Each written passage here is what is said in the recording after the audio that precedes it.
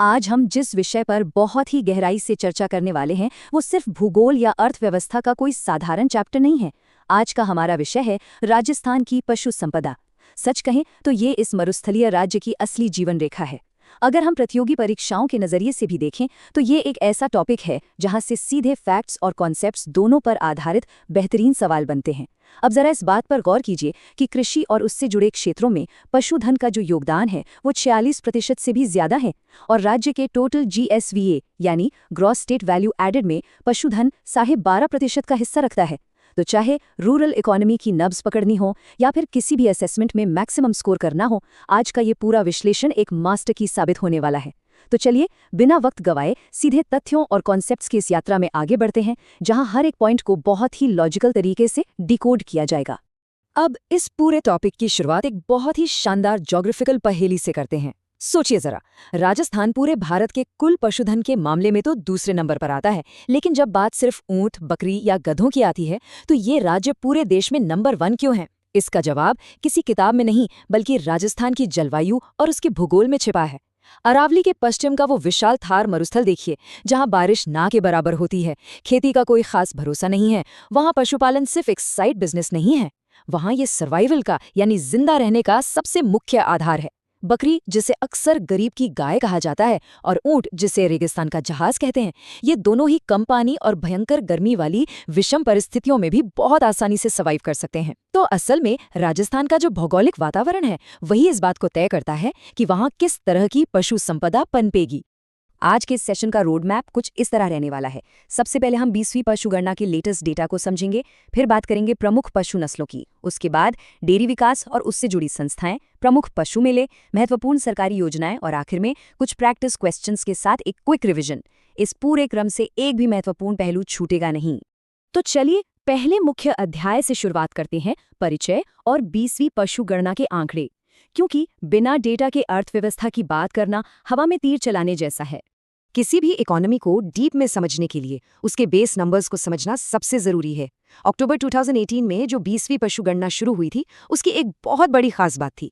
वो ये कि पहली बार डेटा कलेक्शन के लिए टैबलेट कंप्यूटर्स का इस्तेमाल किया गया और एकदम सटीक नस्लवार आंकड़े जुटाए गए।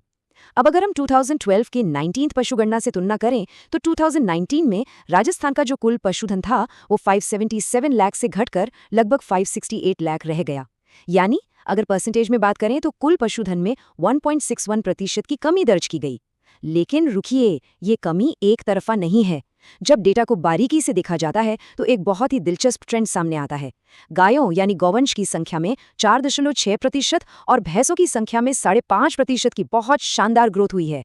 इसके बिल्कुल उलट भेड़, बकरी, घोड़े, गधे और ऊंट की संख्या में भारी गिरावट आई है। ये कोई संयोग नहीं है, ये एक बहुत ही क्लियर इंडिकेशन है कि राज्य में जो पशुपालन का झुकाव है वो अब खुले में चरने वाले पशुओं से हटकर डेयरी आधारित पशुओं यानी गाय और भैंस की तरफ बहुत तेजी से शिफ्ट हो रहा है। और अब एक ऐसा आंकड़ा जो राजस्थान के पूर्ण एकाधिकार को दिखाता है, 84.43%। जरा सोच कर देखिए, पूरे भारत देश में जितने भी ऊंट हैं उनमें से लगभग 84% से भी ज्यादा अकेले राजस्थान में पाए जाते हैं। ये कोई छोटा मोटा नंबर नहीं है। ये सीधे तौर पर साबित करता है कि ऊंटों के मामले में राजस्थान का पूरे देश में कोई भी मुकाबला नहीं कर सकता।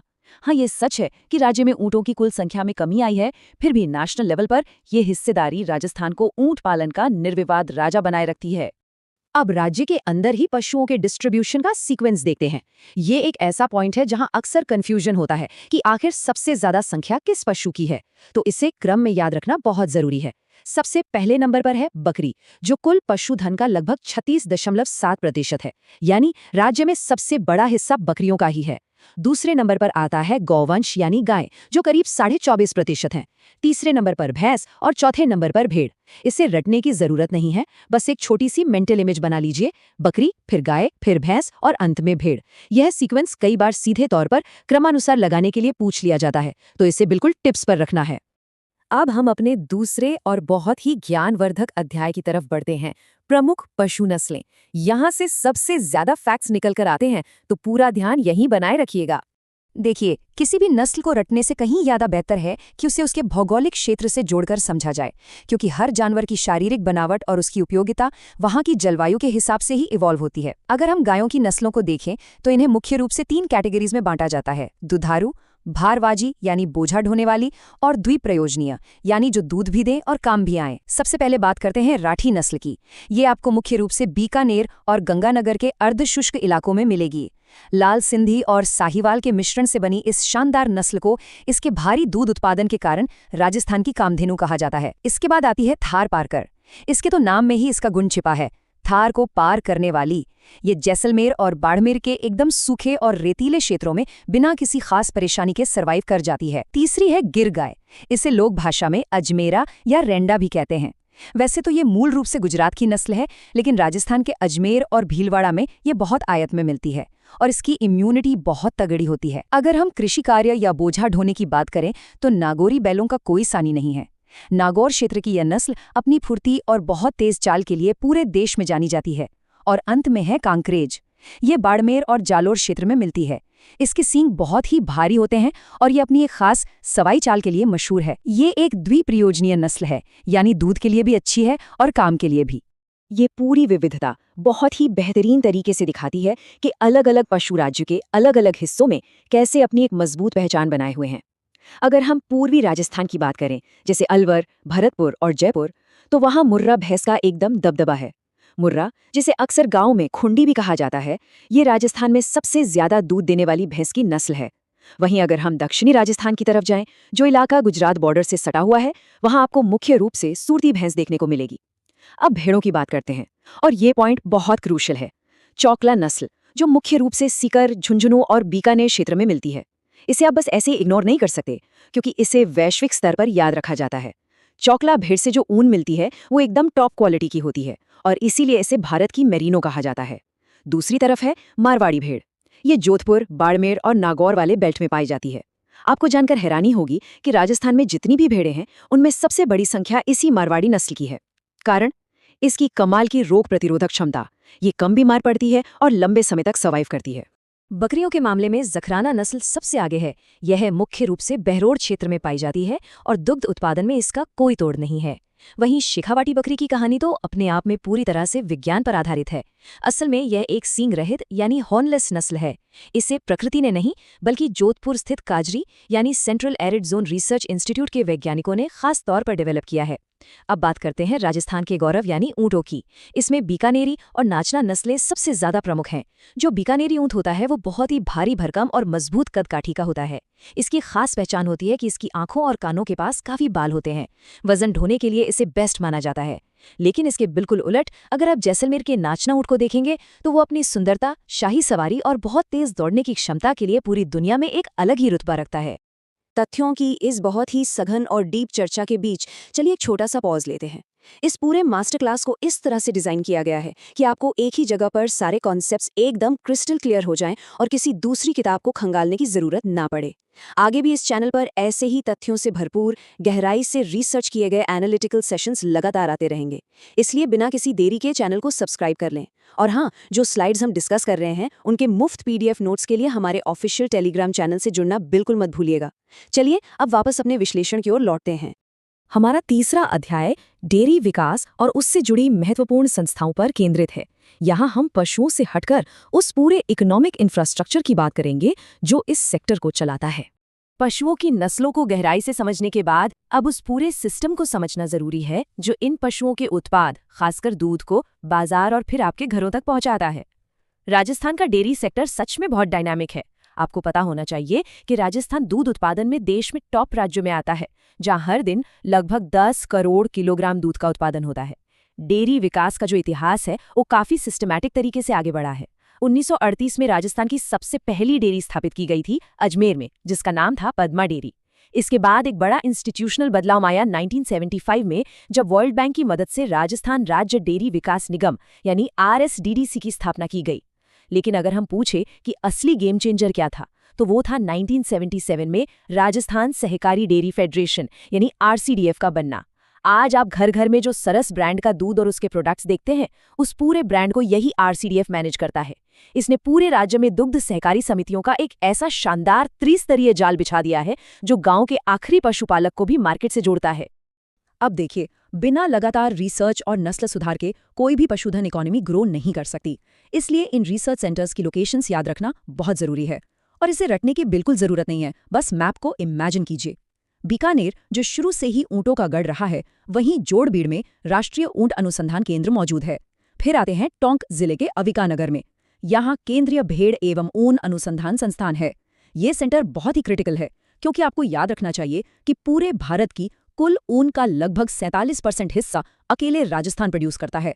इसके बाद अजमेर के रामसर में बकरी प्रजनन केंद्र स्थापित है। और अगर हम मेवाड़ क्षेत्र की बात करें तो उदयपुर के वल्लभनगर में भैंस अनुसंधान केंद्र स्थित है। बस इन लोकेशंस को वहां पाए जाने वाले पशुओं की बहुतायत से लिंक कर दीजिए, ये आपको हमेशा के लिए याद हो जाएंगे। आगे बढ़ते हैं अध्याय 4 की ओर, प्रमुख पशु मेले। यहाँ हम देखेंगे कि कैसे राजस्थान की संस्कृति और उसकी अर्थव्यवस्था एक दूसरे से पूरी तरह से गुंथी हुई है। राजस्थान के पशु मेले सिर्फ कोई सांस्कृतिक त्योहार या मेले ठेले नहीं हैं। ये असल में विशिष्ट पशु नस्लों के बहुत ही विशाल आर्थिक व्यापार केंद्र हैं। राज्य का पशुपालन विभाग हर साल 10 ऐसे राज्य स्तरीय मेलों का आयोजन करता है। और मजे की बात यह है कि हर एक मेला किसी न किसी स्थानीय लोक देवता, एक पर्टिकुलर लोकेशन और एक विशेष पशु नस्ल से बहुत गहराई से जुड़ा होता है। जैसे नागौर के पर्वतसर में जो वीर तेजाजी पशु मेला भरता है, वो मुख्य रूप से नागौरी बैलों की खरीद फरोख्त के लिए जाना जाता है। अगर हम रेवेन्यू यानी आय के नजरिए से देखें तो राज्य सरकार को सबसे ज्यादा इनकम इसी मेले से होती है। बाड़मेर के तिलवाड़ा में लूणी नदी के किनारे लगने वाला मल्लीनाथ पशु मेला पूरे राजस्थान का सबसे प्राचीन पशु मेला है, जहां थारपारकर और कांकरेज जैसी शानदार नस्लों का करोड़ों का व्यापार होता है। अजमेर का पुष्कर मेला तो आप जानते ही हैं, विश्व स्तर पर प्रसिद्ध है। ये ऊँटों और गिर गायों के लिए जाना जाता है। हनुमानगढ़ के नोहर में गोगामेड़ी पशु मेला लगता है, जो हरियाणवी नस्ल के लिए है और ये राज्य का सबसे लंबी अवधि तक चलने वाला मेला है। और आखिर में झालावाड़ के झालरापाटन का चंद्रभागा पशु मेला, जो मालवी नस्ल के पशुओं के लिए बहुत मशहूर है। 5वें अध्याय में हम सरकार की उन पहलों की बात करेंगे जो सीधे तौर पर पशुपालकों की आजीविका को सुरक्षित करने के लिए बनाई गई हैं। नीतियां और योजनाएं ही वो टूल हैं जो ग्राउंड लेवल पर बदलाव लाते हैं। यहाँ 4 प्रमुख योजनाओं के कोर ऑब्जेक्टिव्स को एकदम स्पष्ट रूप से समझना होगा। सबसे पहले 2 अक्टूबर 1990 को गोपाल योजना शुरू की गई थी। इसका सीधा सा मकसद था कि ग्रामीण युवाओं को रोजगार दिया जाए और साथ ही साथ पशुओं की नस्ल में सुधार का काम भी हो। इसके कुछ सालों बाद 1997-98 में कामधेनु योजना लॉन्च की गई। इसका पूरा फोकस उच्च गुणवत्ता वाले यानी हाई क्वालिटी उन्नत नस्ल के प्रजनन केंद्र स्थापित करने पर था। फिर 15 अगस्त 2012 को एक बहुत ही बड़ा और क्रांतिकारी कदम उठाया गया, मुख्यमंत्री निःशुल्क पशु दवा योजना। इसके तहत आज भी राज्य सरकार पशु चिकित्सालयों में जरूरत की सारी दवाइयां बिल्कुल मुफ्त उपलब्ध करवाती है, जिससे पशुपालकों पर आर्थिक बोझ काफी कम हुआ है। और अंत में है अविका कवच योजना। याद है ना, अभी हमने अविका नगर की बात की थी जो भेड़ों से जुड़ा है, बस उसी से अविका शब्द पकड़ लीजिए। 2004 में शुरू हुई ये योजना विशेष रूप से भेड़ पालकों के लिए एक लाइफ सेवर बीमा योजना है। चलिए अब इस मास्टर क्लास के छठे और अंतिम पड़ाव पर आते हैं। यहाँ हम कुछ बेहतरीन अभ्यास प्रश्नों के जरिए अपने ज्ञान का परीक्षण करेंगे और एक क्विक रिवीजन लेंगे। विज्ञान कहता है कि एक्टिव रिकॉल यानी दिमाग पर जोर डालकर सींची हुई चीज को याद करना जानकारी को परमानेंट मेमोरी में फिक्स कर देता है। तो जरा इस सवाल पर विचार कीजिए, बेहतरीन ऊन की गुणवत्ता और भारत की मैरिनो का खिताब। तो इसका बिल्कुल सही उत्तर है चोकला भेड़।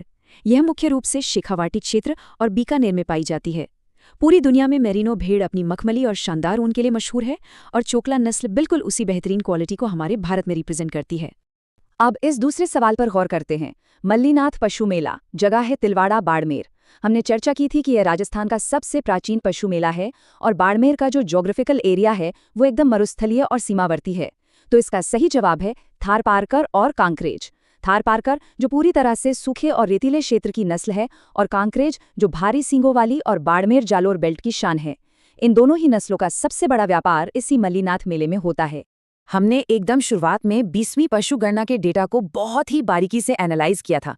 गाय और भैंस की संख्या तो शानदार तरीके से बढ़ी थी, लेकिन गिरावट सबसे ज्यादा किसमें थी? वो सबसे भारी और सबसे तेज गिरावट दर्ज की गई थी गधों यानी डंकीज की आबादी में, जो कि एक चौंका देने वाला 71.31% का ड्रॉप था। और उसके ठीक बाद जो दूसरा सबसे बड़ा पतन था वो ऊंटों की आबादी में था, जो करीब 34.5% तक नीचे गिर गई थी। तो आइए इस पूरे विश्लेषण को एक फास्ट फॉरवर्ड समरी के साथ समेट लेते हैं, ताकि सारे पॉइंट्स आपके दिमाग में छप जाएं। रैंकिंग की बात करें तो राजस्थान बकरी और ऊंट में नंबर 1 है, जबकि कुल पशुधन और दूध उत्पादन में पूरे देश में नंबर 2 पर खड़ा है। नस्लों में राठी को राजस्थान की कामधेनु कहा जाता है, नागौरी बेहतरीन भारवाही है और चोकला भेड़ भारत की मेरिनो कहलाती है। मेलों में नागौर का वीर तेजाजी मेला इनकम के मामले में सबसे बड़ा है और बाड़मेर का मल्लीनाथ मेला इतिहास में सबसे पुराना है। डेयरी इंफ्रास्ट्रक्चर की बात करें तो पहली डेयरी पद्मा 1938 में अजमेर में खुली थी और आज घर घर में सरस ब्रांड पहुंचाने वाली संस्था RCDF की स्थापना 1977 में हुई थी। ये क्विक रिवीजन आपके कॉन्सेप्ट्स को कभी भूलने नहीं देगा। आज के इस मास्टर क्लास के अंत में हम एक बहुत ही चिंतनशील और क्रिटिकल सवाल पर आपको छोड़कर जा रहे हैं। अभी हमने देखा कि ऊंटों की आबादी में लगभग 35% की भारी भरकम गिरावट आई है। अब इसके पीछे खेती में बढ़ता मशीनीकरण तो एक कारण है ही, लेकिन इसके पीछे एक बहुत बड़ा फैक्टर 2015 का वो कानून भी है जिसने ऊंटों के वध और राज्य के बाहर उनके निर्यात पर पूरी तरह से बैन लगा दिया था। देखिए, इस कानून का इरादा तो ऊंटों को बचाना था, लेकिन ग्राउंड रियलिटी क्या हुई? व्यवहारिक रूप से इसने पुष्कर जैसे मेलों में आने वाले बाहरी राज्यों के खरीदारों को रोक दिया। ऊंट पालकों से उनका मार्केट छिन गया। ऊंट की आर्थिक कीमत एकदम से गिर गई।